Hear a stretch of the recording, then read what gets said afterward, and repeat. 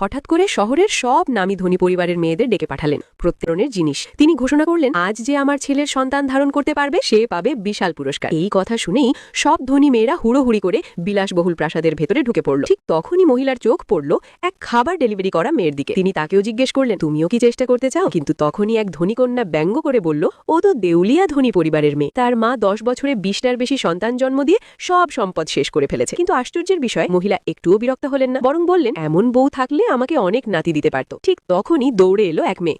Madam, ছোট সহে পালিয়ে গেছে। এই সুযোগে ধনী কন্যা ডেলিভারি মেয়েটিকে আরো অপমান করলো। মেয়েটি যখন চলে যাচ্ছিল, হঠাৎ পথে স্নানের পোশাক পরা এক লোক তার স্কুটারে উঠে বলল, আমাকে এখান থেকে পালাতে সাহায্য করো, টাকা দেবো। মেয়েটি তাকে প্রতারক ভেবে চাবি ছুড়ে দিয়ে চলে গেল। কিন্তু সে জানতো না এই লোকটাই ছিল সেই পরিবারের ছেলে। যখন মা আসলো তখন ছেলে কাছে সাফ বলল, আমি ওই মেয়েটিকেই বিয়ে করব। মহিলা সোজা হাসপাতালে গেলেন, যেখানে মেয়েটি তার মায়ের পাশে বসেছিল, কারণ তার মা আবার সন্তান জন্ম দিতে যাচ্ছিল। তিনি বললেন, আমার ছেলেকে বিয়ে করো, সন্তান জন্ম দাও, আমি তোমাকে দেব 300 কোটি টাকা। ঋণ শোধের জন্য মেয়েটি চুক্তিতে সই করে ফেলল। আর ঠিক তখনই সে বুঝলো, যাকে সে অপমান করেছিল সেই লোকই তার স্বামী। বিয়ের পর লোকটা অদ্ভুতভাবে লাজুক। উপায় না পেয়ে মেয়েটি মায়ের গোপন ফর্মুলা ব্যবহার করলো। এক জন্মদিনের পার্টিতে মেয়েটা পালাতে যায়, তখনই ছেলেটি তাকে কাছে স্থির রাগে মেয়েকে মারতে চায়। তখনই ছেলে হাত ধরে বলে, সে আমার স্ত্রী, আমি তার স্বামী। মেয়েটি স্তব্ধ।